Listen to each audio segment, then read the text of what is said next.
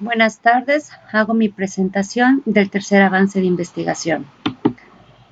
El escuchar y decir como saberes docentes negados que generan violencia subjetiva en la escuela telesecundaria. Esta investigación plantea el saber escuchar y decir del docente de telesecundaria hacia sus alumnos en configuración de la violencia subjetiva, ya que en ocasiones el docente de telesecundaria no sabe escuchar y decir a sus alumnos, porque no toma en cuenta sus opiniones e intereses, emociones y sentimientos. Por lo tanto, estos se han convertido en saberes negados y no reconocidos en el hacer docente.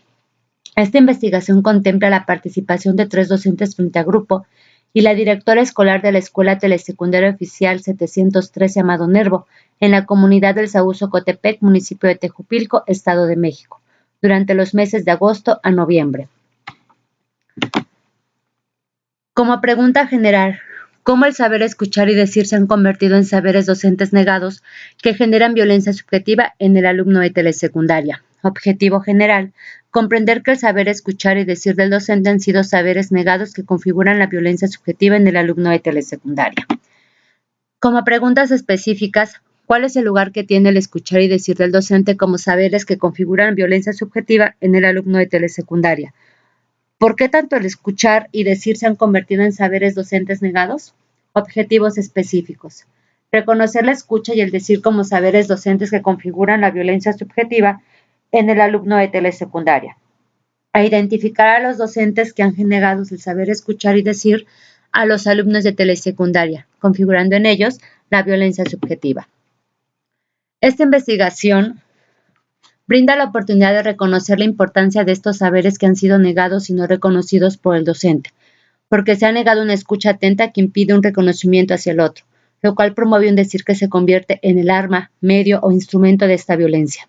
En la actualidad se demanda una mayor efectividad en los resultados evaluativos de los aprendizajes esperados, lo cual está generando que el docente solo escuche desde los intereses educativos y el ambiente escolar se convierte en un espacio de adoctrinamiento que niega el saber escuchar y decir. En la escuela telesecundaria, el alumno ha sido cancelado subjetivamente porque el docente no permite o no toma en cuenta al alumno con sus emociones, sentimientos, valores, creencias, gustos y disgustos, lo que termina por excluir saberes que deben ser creados y reinventados por las propias necesidades y experiencias vividas del docente.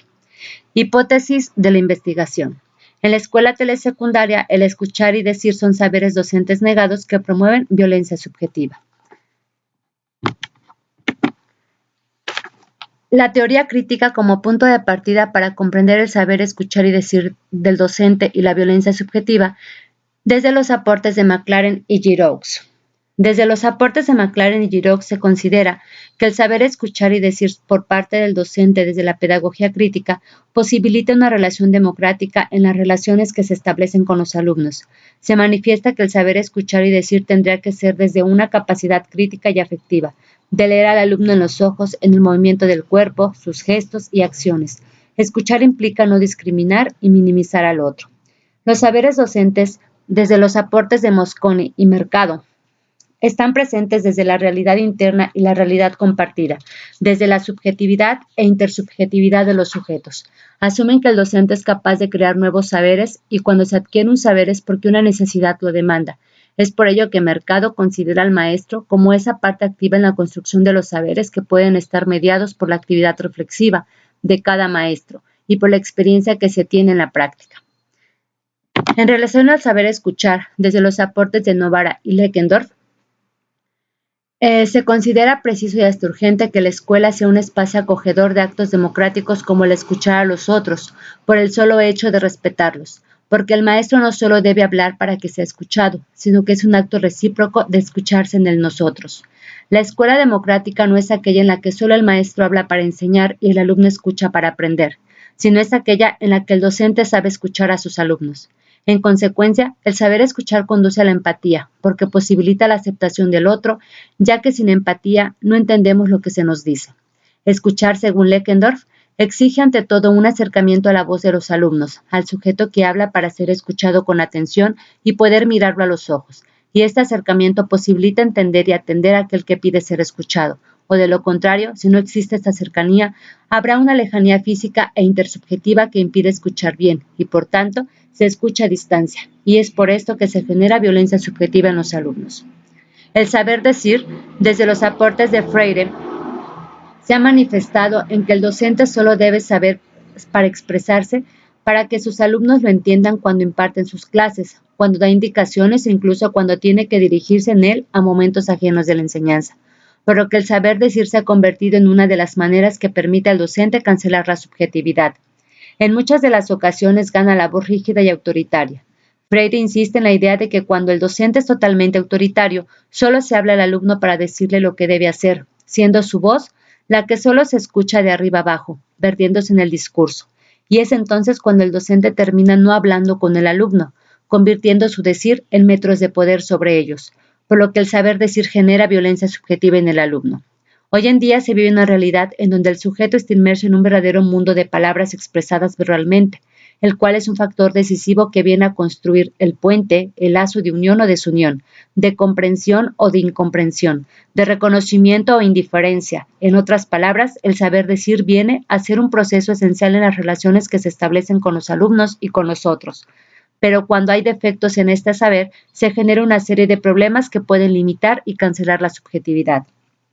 En relación a la violencia subjetiva desde los aportes de Zizek, que genera esta violencia subjetiva que genera el docente a través de un saber escuchar, provoca una minimización del ser alumno, en medida en que destruye consciente y conscientemente las emociones, los sentimientos, las ilusiones, las aspiraciones, las ideas y pensamientos personales. Y al respecto dice Zizek que la idea de la violencia subjetiva es como una simple transgresión de nivel cero de violencia. Es por esto que la violencia subjetiva surge por la fabricación de un lenguaje, a través del discurso, y se potencia por las creencias falsas que inducen al individuo a creer en ello y al consentimiento de esta violencia. Desde los aportes de Zizek, la violencia subjetiva no tiene excepciones en quien se aplique, y es un terror totalitario que afecta a la subjetividad. Es silenciosa cuando se ejerce, llega donde las palabras fallan. Es una forma de violencia inherente al sistema que tiene las más sutiles formas de reprimir o inhibir. Y lo más preocupante es que parece surgir de la nada, porque lo que incita es mirar a los sujetos de una manera inexistente. Por ello dice Zizek que necesitamos aprender y aprender qué causa esta violencia. La investigación cualitativa llevada a cabo ha de orientar a tratar de comprender cómo el docente niega, excluye y no reconoce el saber escuchar y decir, provocando la ausencia de estos. Los resultados obtenidos están basados en las observaciones, en las entrevistas a docentes y en el círculo de reflexión docente, llegando a una interpretación de las particularidades de los docentes y la escuela como objetos sociales. También se considera que hacer etnografía desde una investigación cualitativa es comprender las acciones de los sujetos de una determinada cultura, en este caso la cultura escolar, ver desde algunos fragmentos de vida las relaciones que se establecen entre los sujetos y el objeto de estudio. El estudio etnográfico es significativo porque se interesa por la parte subjetiva de los sujetos, ayuda a descubrir sus creencias, valores, motivaciones, relaciones, conductas y formas de leer la realidad, y al mismo tiempo comprender cómo se aprende de ella. La construcción de las categorías empíricas dan a conocer la negación del saber escuchar y decir del docente. En relación con el saber escuchar y decir, dan cuenta de que las características de algunos maestros traen en su actuar de manera inconsciente, porque se enfrascan tanto en el trabajo administrativo que pierden de vista estos saberes, por lo que en algún momento no saben escuchar, ya que lo único que desean es terminar lo que se está realizando para poder entregarlo a tiempo. Y cuando el alumno se acerca a pedir que lo escuche, siempre contestan que están ocupados con mucho trabajo por hacer. El escucharlos del todo es una relación que los maestros no hacen porque no les da tiempo, ya que les interesa terminar con el trabajo del día si no se atrasan en las materias y se llenan de tareas escolares sus alumnos. Por otro lado, ella manifiesta que no agrede a sus alumnos físicamente, pero que sí se ha negado a escucharlos y solo se dirigen a ellos para dar indicaciones, exigiendo trabajo y cumplimiento de las actividades.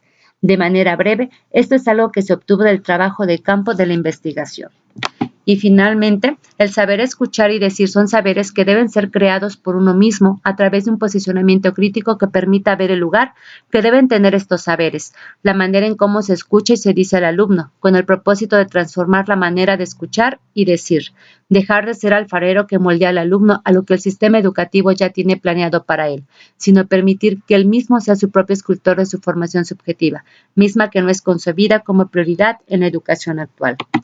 Estas son algunas referencias bibliográficas que me han permitido llegar a la construcción del objeto de estudio que hoy les he presentado.